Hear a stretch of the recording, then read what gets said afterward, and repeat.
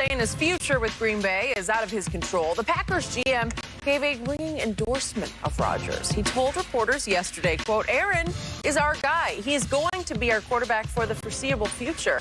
We're excited about the things we're going to try to accomplish here over the next couple years." So, Shannon, how much longer will Aaron Rodgers be the Packers quarterback? Well, consider Aaron Rodgers doesn't have a contract extension, and we know he wants that. They've redid a lot of guys' contract. Aaron Rodgers wasn't one of them. And hold on, wasn't it just the other day they said they don't talk about individual players? Yeah. The foreseeable future. Well, Kyle Shanahan just said we don't know what's going to happen on Sunday, and y'all talk about foreseeable future. You took a quarterback in the first round. That told Aaron Rodgers, because Aaron Rodgers was Jordan Love 15 years ago, Skip. Do they realize that? Yep. That's what Aaron Rodgers was 15 years ago, Jordan Love.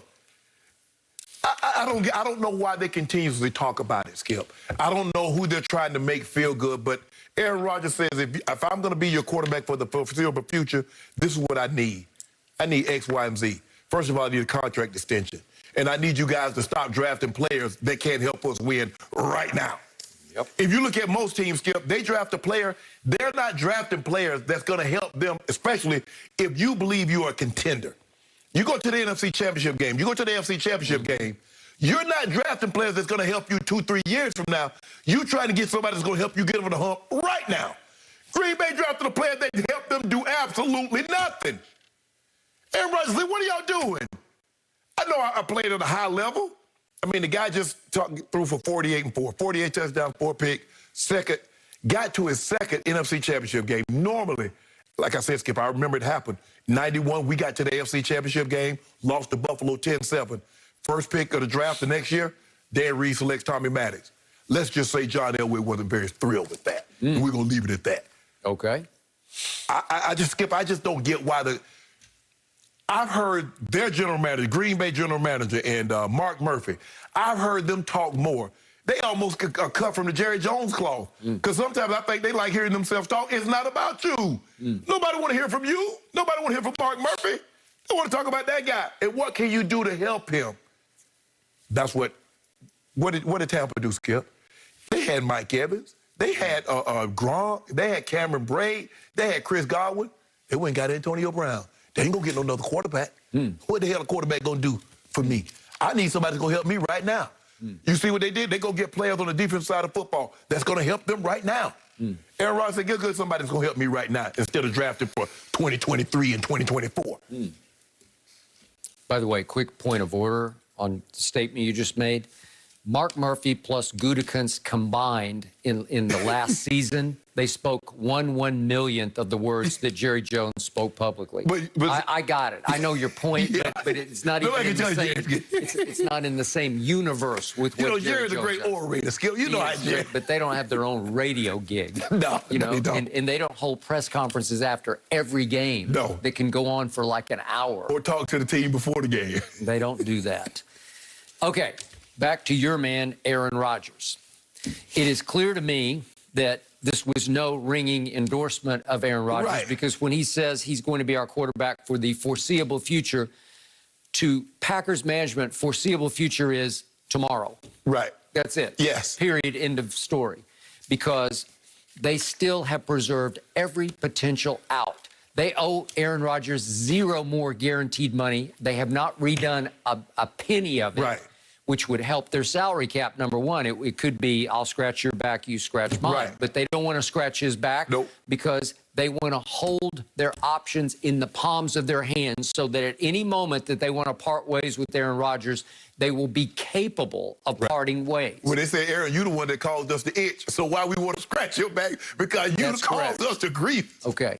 So they took Jordan Love because they were pretty much done with Aaron Rodgers after, this is obviously 2 years ago. Right.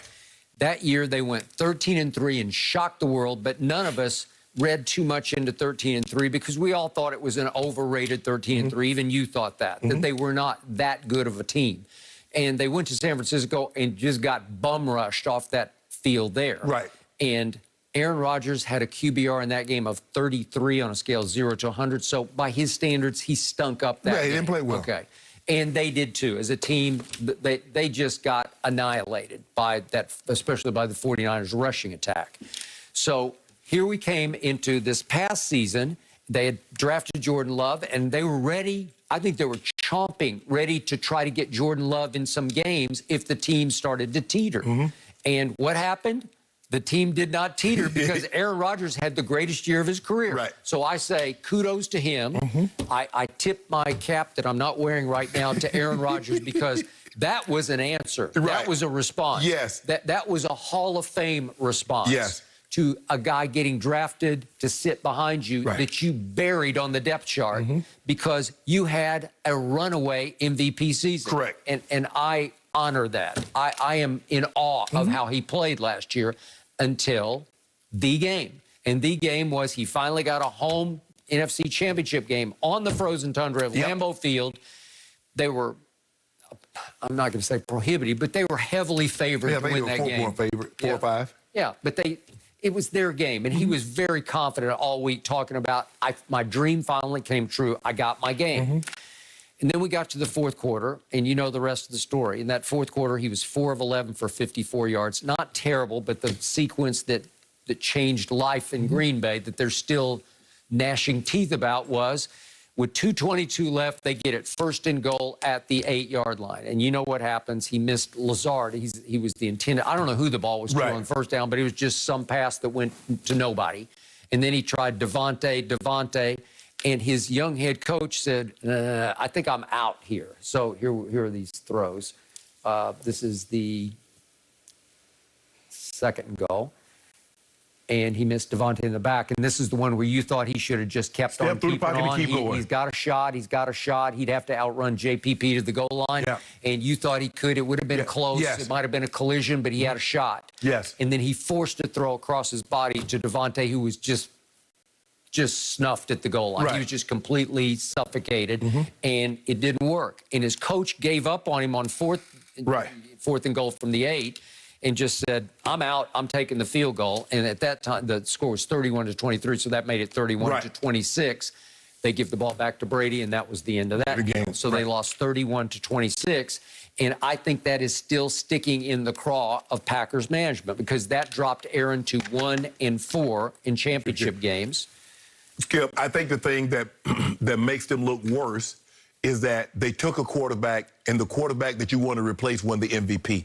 Now, here's the thing. If you trade Jordan Love, you will admit that you made a mistake. But here's the thing. What's the value? No one has seen him play. Nobody knows if he's any good. Skip, who's to say that he was going to be a first-round pick? Because he was falling. A lot of people thought he was going to go top 10 and top 15. He was sliding down. He was almost out of. He was at the bottom of the first. He was the Trey Lance of last year's draft. Right. And so he was sliding. Green Bay came up to get him at 26. So there's no guarantee that you could have just sat there and he fell in your lap. But my thing is that quarterbacks look at it.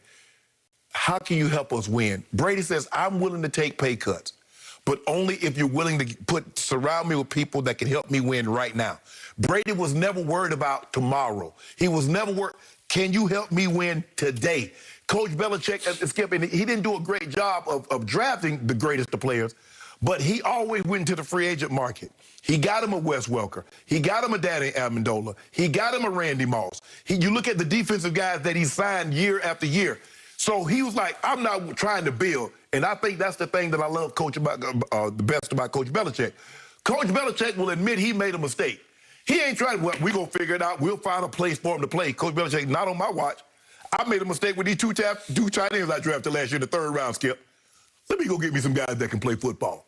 I made a mistake with the wide receiver that I took in the 1st round 2 years ago. Man, let me go get me a wide receiver. He overpaid for all 4 of those guys you're talking about, to me, especially 3 of them, the 2 tight ends for sure, but at least he plugged holes. Sometimes, Skip, you have to overpay for mistakes that you made. I got it. He made them. He did.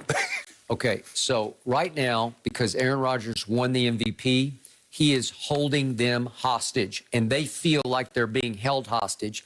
And then he rubs their nose in it this offseason by campaigning openly. This is Jeopardy. That is correct. He is campaigning to become the permanent host of Jeopardy. Right. And he says, well, I've done the math on the days I put in Green Bay, Yeah. which I'm sure they're like, you're punching the clock. You're actually counting the days Count 'em. that you're going to give us. Count them. You know, and it only takes 46 days a year to tape.